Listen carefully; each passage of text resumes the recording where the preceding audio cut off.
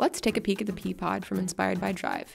The P-Pod is a fun, versatile postural support seating system that promotes comfort and emphasizes inclusion at home. Basically, it's like a beanbag, but better. The P-Pod is a great alternative seating solution for homes, schools, and clinics. Today, we're going to show you how to set one up.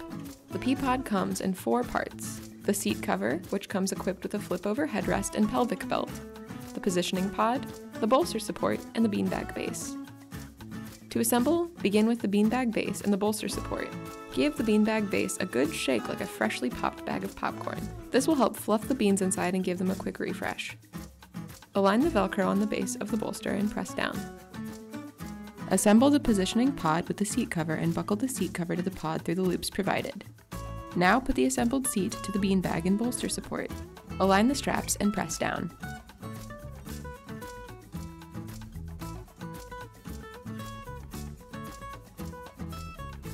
Now it's time to position the user.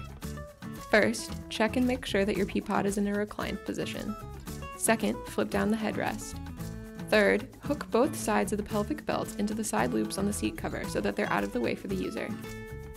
When you've completed these tasks, you're ready to position the user.